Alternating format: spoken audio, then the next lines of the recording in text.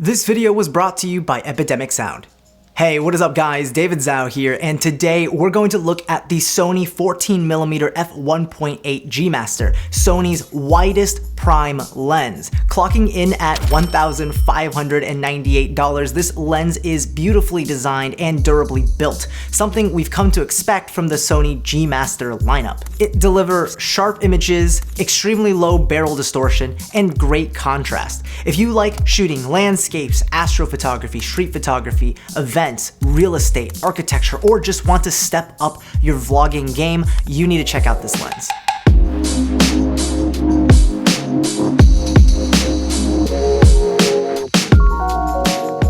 As always, if you're interested in checking out this lens or any of the equipment used to make these videos, check out the link in the description down below.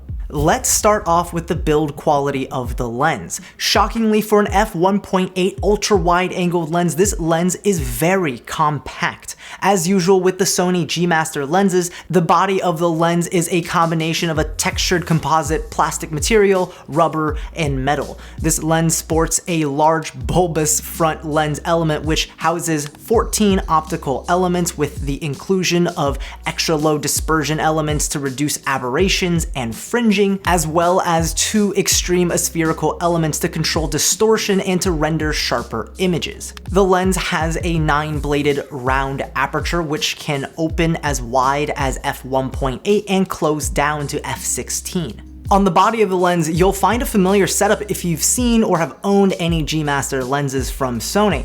You've got a manual focus ring, an autofocus manual focus switch, an aperture ring that can be set to auto for digital control or manually set to a fixed aperture, an aperture ring click-declick switch, and a programmable custom button. You'll notice that due to the large lens element, this lens does not have a front filter thread like most lenses would, which means you won't be able to use traditional front-mounted ND filters on this lens. Instead, you'll need to find rear-mounted filter kits online like this one. Finally, as I said earlier, this lens is not only compact, but it weighs 460 grams, or exactly 1 pound, making it quite a light lens that balances really well on full-frame Sony cameras like the a7S III or the a7 III. All in all, it's a gorgeous lens with a beautiful design. Now, let's move on to the image quality of the lens. Of course, we have to start with the typical sharpness test. With the help of my lens testing chart, we can see that sharpness in the centers is crisp, even wide open at f1.8.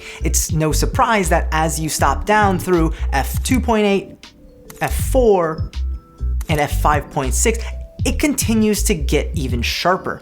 Nothing scientific here, but to my eyes, it looks like peak sharpness is achieved at around f4. When we look at corner sharpness, it's a similar story, with sharpness being very good for an f1.8 lens. Peak sharpness in the corners is achieved somewhere between f4 and f8. Moving on to distortion, this lens has some of the best barrel distortion control I've seen from a Sony native lens. That means lines, especially as they move away from the center of the image and into the corners, are nice and straight.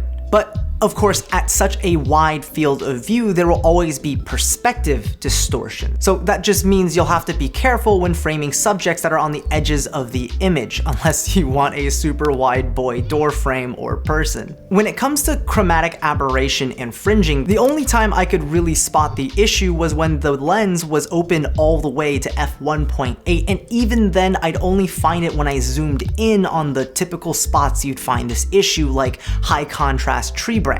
But otherwise, the coating used on this lens does a phenomenal job at minimizing this artifact. If you stop down to even f2.8, this issue almost entirely disappears. When looking at autofocus performance, it's snappy and fast, and autofocus tracking in video is also really responsive and smooth. For those of you curious, if you put your ear up to the lens's body, you can hear very quiet noises from the internal focus gears. But from a practical standpoint, the lens might as well be dead silent in actual use. Also, note that while you're not often going to get bokeh on a 14mm lens, if you're close to a subject, the bokeh is pleasing, although it's not super creamy. Oh, and lens flares look pretty good too, even though it's pretty well controlled and doesn't flare often thanks to the design of the lens. Now, I want to take a break to ask you a quick question. In the comment section down below, let me know what you think of the music I use in the background of my videos and for the intro and outro. See, I've been using Epidemic Sound for years, whether that's on my YouTube channel or for my client projects, and I've always loved the massive library they offer for music. It's allowed me to experiment with all kinds of genres of music that I like for these videos and lets me set the tone.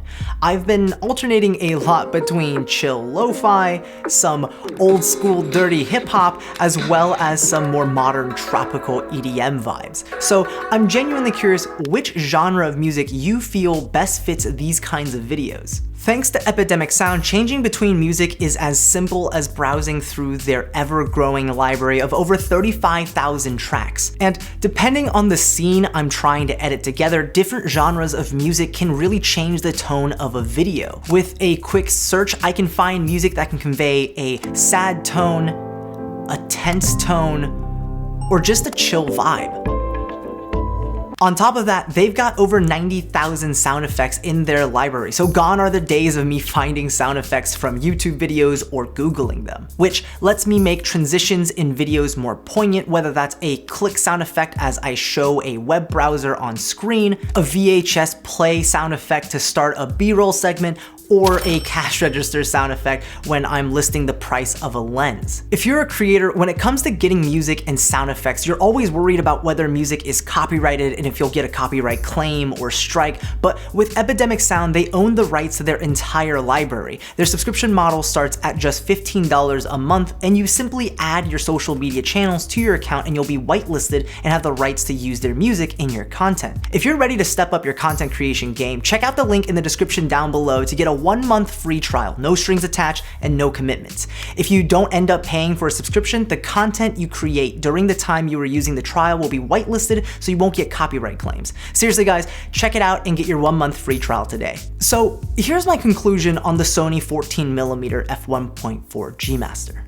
If you're someone who wants a wide-angle lens, and I mean wide-angle, native Sony lens, you'll probably love this lens. With nearly non-existent barrel distortion combined with superb optical controls over lens flares and chromatic aberration, this lens can deliver tack-sharp images with solid color and contrast rendering.